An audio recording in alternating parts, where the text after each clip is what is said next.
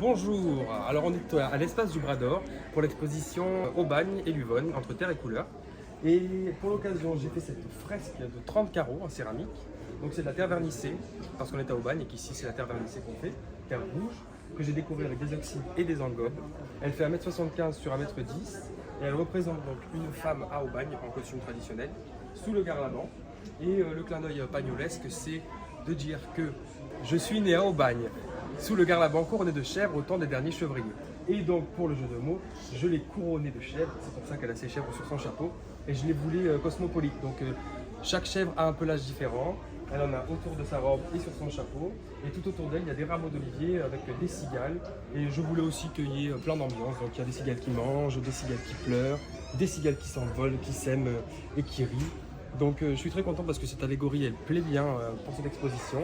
Et pour Pierre-Olivier qui est l'organisateur, j'ai bien mis les 4 cheminées, parce qu'il reste seulement 4 cheminées dressées dans Aubagne, résidus du patrimoine industriel, où à l'époque il s'en dressait 110.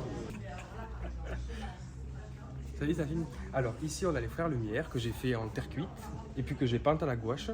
J'ai choisi cette autochrome. Donc l'autochrome en fait c'était un restitué de la photographie qu'avaient eux-mêmes breveté les Frères Lumière. Donc il y a Auguste qui tricote de la pellicule et à côté on a Louis qui irradie d'une lumière créative. Alors les premières toiles que j'avais faites c'était sur du bois, tout bâtiment. Donc ici c'est vraiment des planches en bois de récupération. Et puis je m'amusais alors à coller diverses choses. Donc là j'ai vraiment mis de la paille, j'ai mis de la laine, des cordelettes. Et puis je voulais représenter le garlaban. C'est quelque chose que j'ai fait il y a déjà 5 ou 6 ans. Et puis j'ai approfondi mes sujets. Sur les nouvelles toiles par exemple, on retrouve beaucoup plus de détails. Donc je vais passer sur celle-là peut-être. Là, on a la princesse dans son donjon qui se fait attaquer par le dragon et il y a les cavaliers qui viennent la sauver.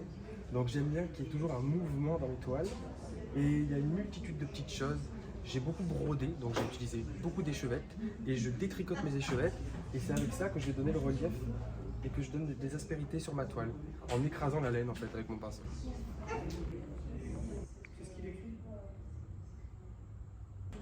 Cette grosse dame, je l'ai faite en terre rouge, que j'ai peinte à la gouache aussi.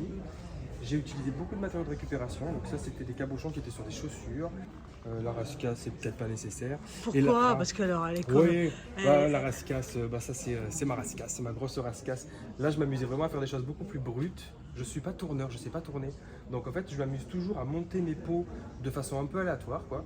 Et puis selon comme le pot se présente, parce que j'ai pas de technique vraie, dans ma non-connaissance du tournage, je compose. Donc là, je trouvais que ça avait une espèce de forme de tête. Donc j'ai composé sa tête, j'ai mis des picots, puis ensuite des nageoires et c'est devenu une grosse rascasse. Et j'ai fait toute une collection rascasse après ça. Ici, on a les novi. Donc les novi, les jeunes mariés en provençal. Ça, c'est un pied de lampe que je trouvais très joli, mais qui avait plus en abat-jour. Et je me suis dit, on va le recycler en jeunes mariés.